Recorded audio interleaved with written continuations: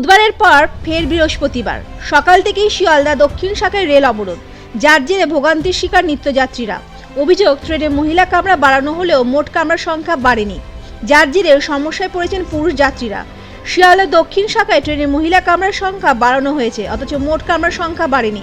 অভিযোগ, তার ফলে নিত্যযাত্রীদের চরম সমস্যার মুখে পড়তে হচ্ছে। ব্যস্ত সময়ে ভিড় ট্রেনে ভুল করে কেউ মহিলা কামরায় উঠে পড়লে হেনস্থার শিকার হতে হচ্ছে পুরুষদের।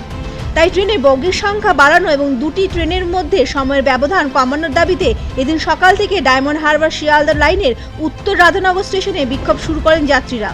ফলে আপ ও ডাউন লাইনে ট্রেন চলাচল স্তব্ধ হয়ে যায়। এদিন সকাল 6টা থেকে শিয়ালদার দক্ষিণ শাখায় ডায়মন্ড হারবার লাইনে রেল অবরোধ করে বিক্ষোভ দেখান নিত্যযাত্রীরা। রেল অবরোধের খবর পেয়ে ঘটনাস্থলে পৌঁছায় রেল পুলিশের আধিকারিক। রেল অবরোধের জেরে মগরাহাট উত্তর রাধানগর স্টেশনে অবরোধ ওঠে 9:30 নাগাদ।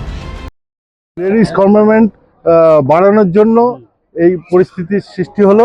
এমনি সাধারণ প্যাসেঞ্জার উঠতে পারে না, লেডিস তবু সাধারণ প্যাসেঞ্জারের মধ্যে উঠতে পারবে, কিন্তু জেন্টস তো লেডিসের মধ্যে উঠতে পারবে না।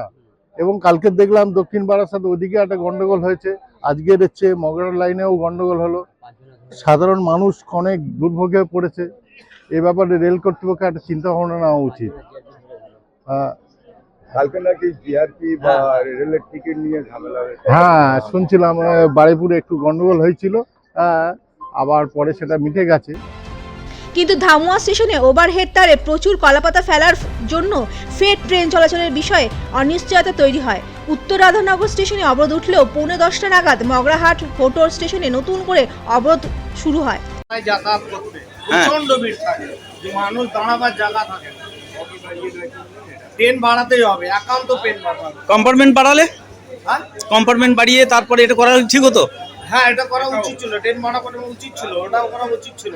ওটা বাড়িয়ে কি লাভ, একই ভিড়, কোনো সমস্যার সমাধান হয় না।